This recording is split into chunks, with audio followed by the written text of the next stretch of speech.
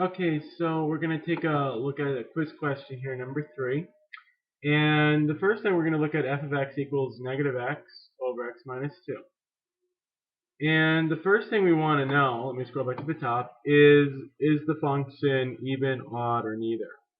Well, it's neither, and I'm going to go through a calculation. The easiest way to see is f of negative 2 is defined, but f of negative 2 is undefined. And remember, for it to be even, we need f of negative 2 is equal to f of 2, but one is defined and one's not.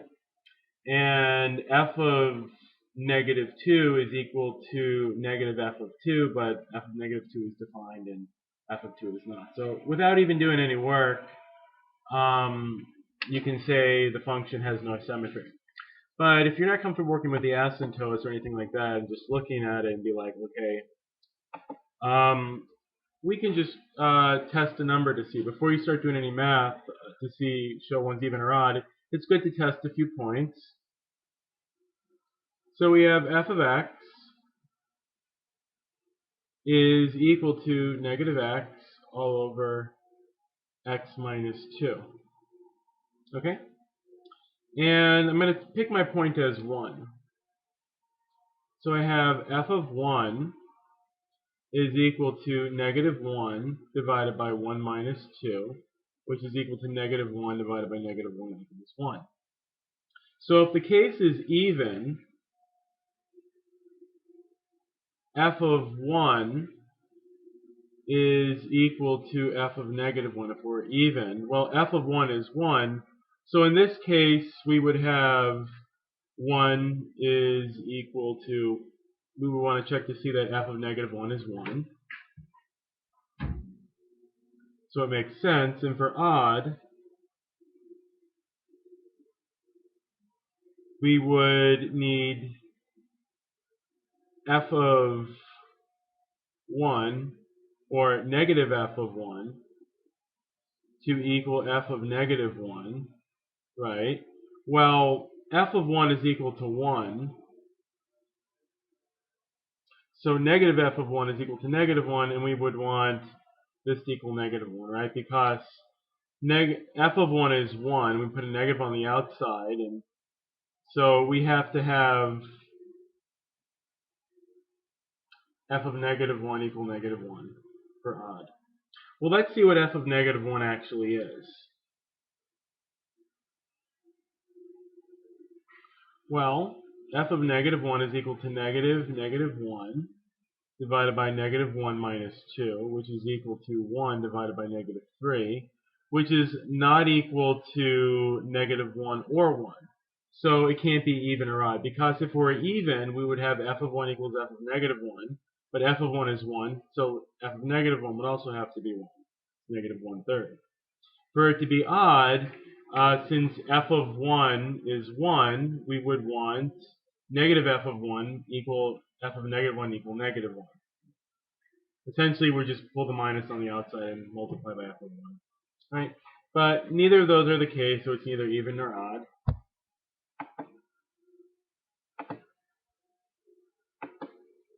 The y-intercepts. The y-intercepts is when x equals 0.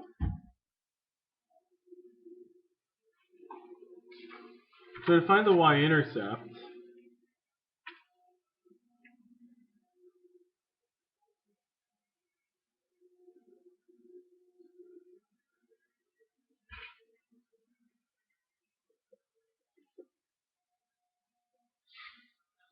right?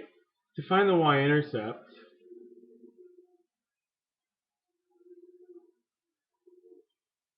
let x equals 0.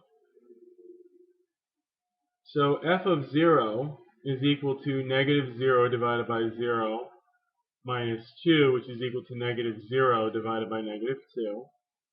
Because 0 minus 2 is negative 2, which is equal to 0. So the y-intercept is going to be the point that, well, the x value for the y-intercept is always 0. So, and when we plug in 0, we get 0 back, so the y-intercept is going to be the point 0, 0. Or sometimes they just want the x coordinate of it.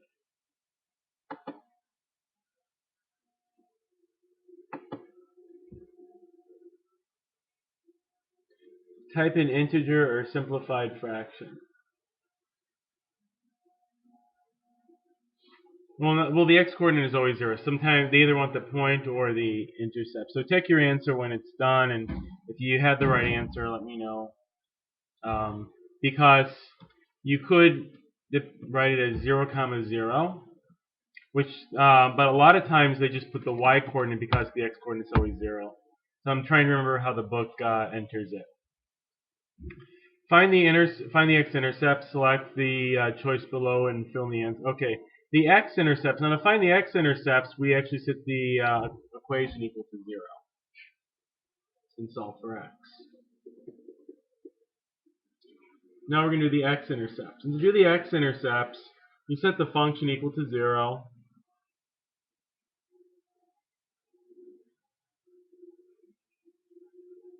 And solve for x. So this tells us that the y-coordinate is always 0. So for the x-coordinate, for the x-intercept, the y-coordinate is always 0. We solve for the x. Well, x can't be 2. We know that right off the bat because we always have to check to see what x cannot be. Well, if we set the denominator equal to 0, since we can't divide by 0, x can't be 2. So we'll continue. And if I multiply both sides by x minus 2, I get negative x divided by x minus 2 times x minus 2 is equal to 0 times x minus 2. These cancel, and 0 times anything is 0. So I'm left with negative x equals 0, or x equals 0. So the x-intercept is going to be where x equals 0. And it's actually the same point as the y-intercept.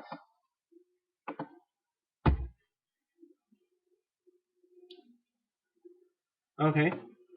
Now the vertical asymptotes, I did a whole video on those things if you look at the class live session. So what are the x-coordinates of the vertical asymptote? Well, the vertical asymptote occurs if we look over here.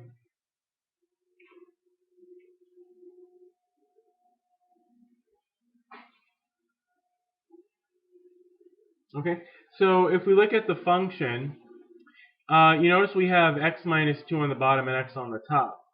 If we can't cancel anything, our vertical asymptote is we just set the denominator equal to 0, and that gives us x equals 2. So x equals 2 is a vertical asymptote. Because to find those, you always set the denominator equal to 0. And before you do that, you see if you can cancel anything with the bottom and the top first. If you can't cancel anything with the denominator and the numerator, then you just set the denominator equal to 0. Well, in this case, x minus 2 is on the bottom, and there's only an x on the top. If there were an x minus 2 on top, then we could cancel the x minus 2's before proceeding. What is the coordinate of the horizontal asymptotes? Well, the horizontal asymptotes occur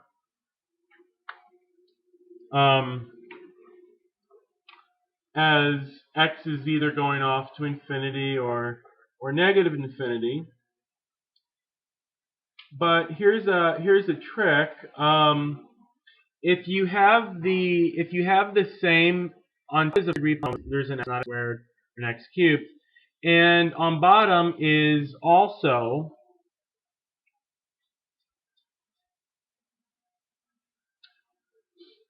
a first degree polynomial.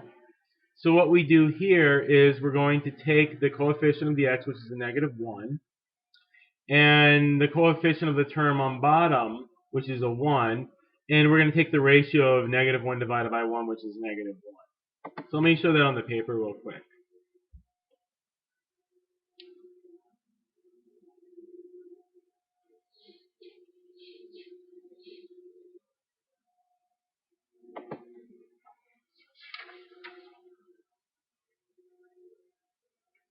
So we have f of x is equal to negative x divided by x minus 2. Well, easiest way to do these is say, well, there's a negative 1 in front of the x and a 1 in front of the x, right? They're both first degree polynomials.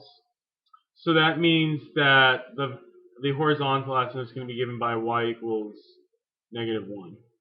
It's just the ratio of the x on top divided by the x on bottom.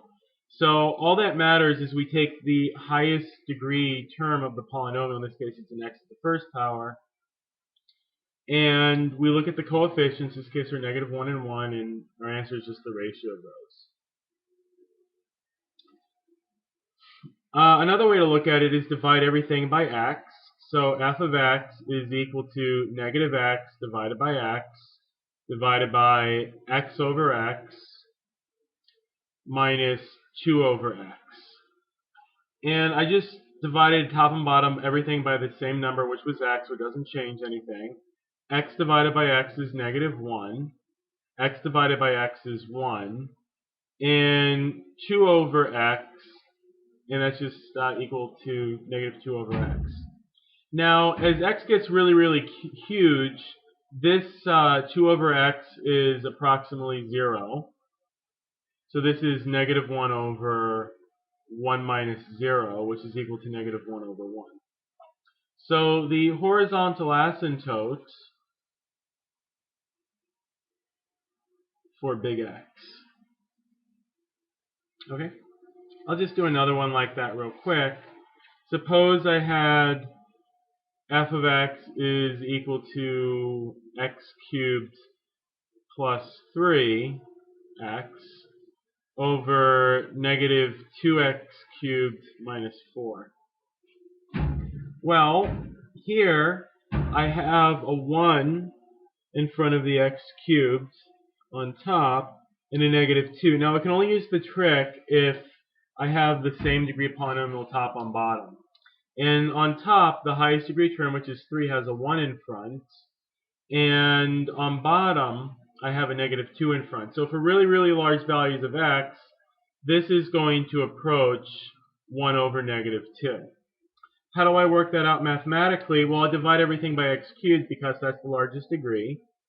So f of x is going to be equal to x cubed divided by x cubed plus 3 over x cubed minus 2x cubed all over x cubed minus 4 divided by x cubed, which is going to be equal to 1 plus 3 over x squared divided by negative 1 minus 4 over x cubed.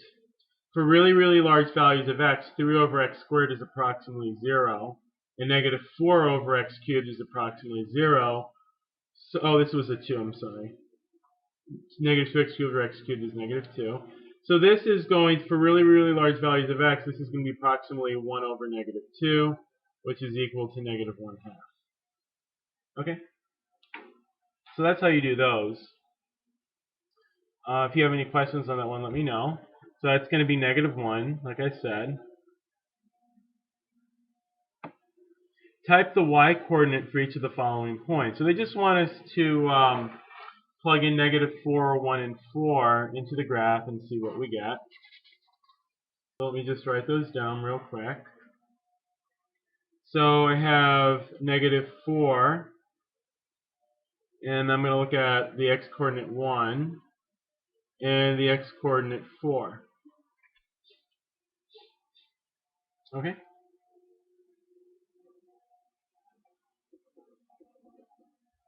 So question is, we have f of x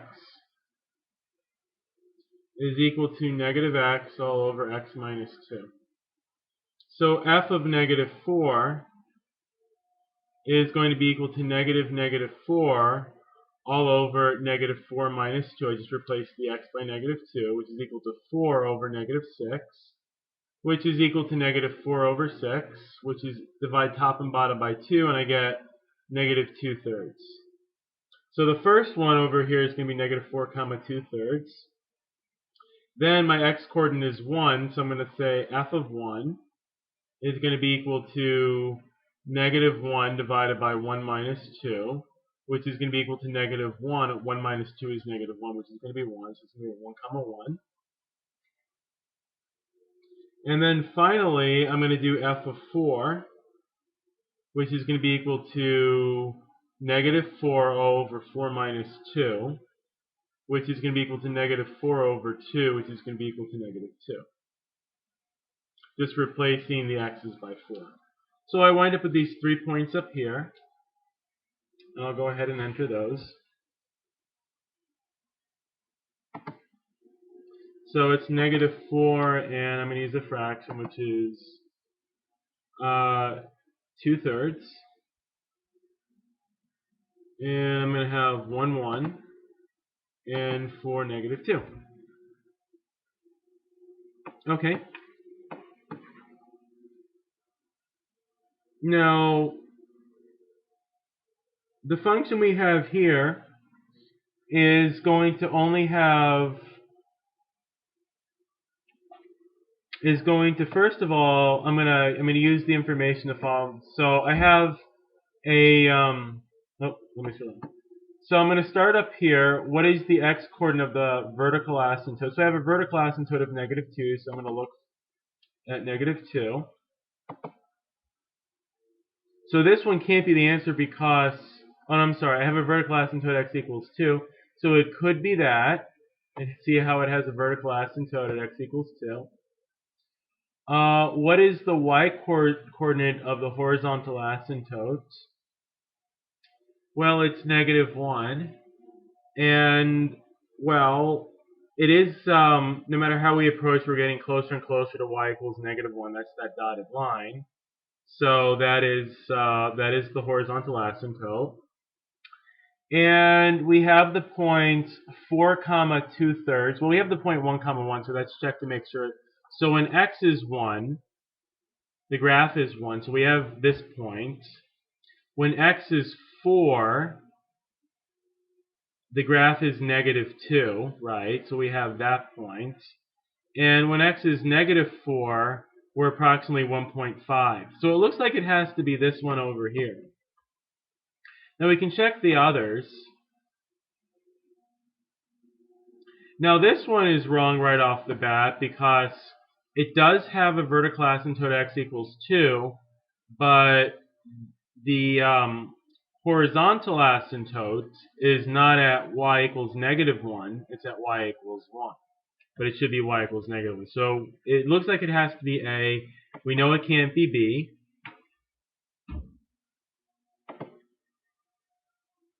It can't be C either because on this one, the vertical asymptote is negative 2 when it should be 2, and the horizontal asymptote is 1 when it should be negative 1. So it can't be that one. Last chance for another possible answer besides D. And this one's wrong right off the bat too because, again, the vertical asymptote is at negative 2 when it should be at positive 2 like we have here. So we know the answer choice has to be A. Okay. Now, there was another question I want to go to that was asked, so let me just check that out.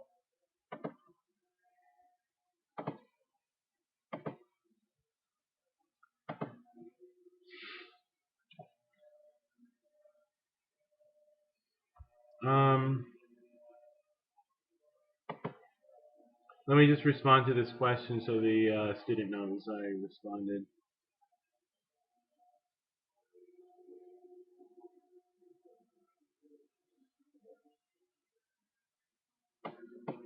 Okay, so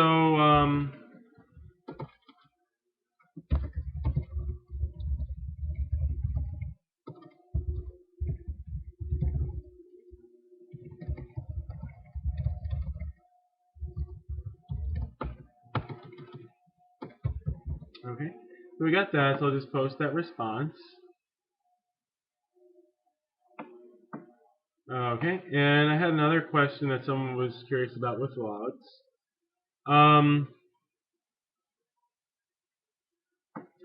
So we have a question is on number 10. Okay, so let's look at number 10. I got 2 questions on number 10 it looks like.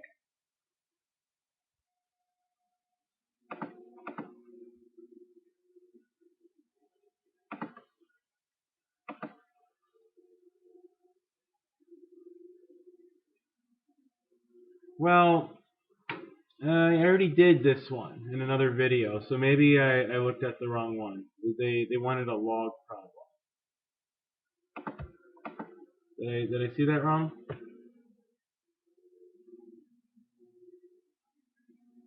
Okay, well anyway, let's just take it off here.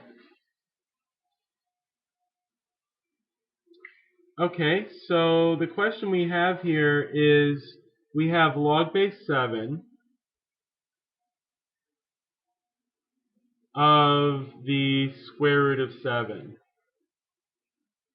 And the answer to this is going to be 1/2.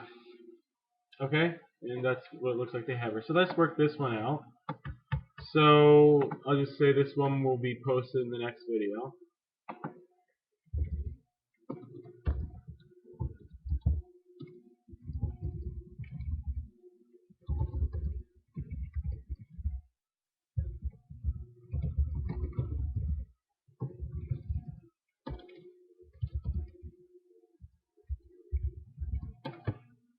Okay. So let's take a look at this one. So we're just going to use properties of logs. And the first thing I'm going to note is that the square root of 7 is equal to 7 raised to the 1/2. Okay? So if I do that, then I can write this is equal log base 7 of 7 raised to the 1/2. Now that's really important for this problem. You have to notice that taking a square root is the same as raising a number to the 1/2. So now, since I can use properties of logs, if I have an exponent, I can bring it out front. So this is going to be equal to 1/2 of log base 7 of 7. Now, whenever the base and the number inside the parentheses for the log match up, that equals 1. So this is equal to 1/2 times 1, which is equal to 1/2. Okay? Now let me see if there are any other questions I can do while I'm here. I guess that looks like it. I answered all the other questions. There was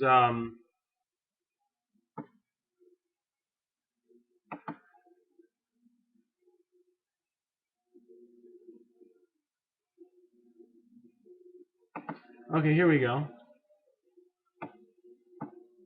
Having a hard time figuring out if an exponent is of even multiplicity, then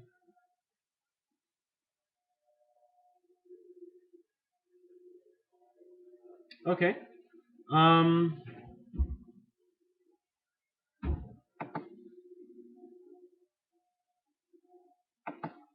Okay, so I guess that's all I'm gonna do. So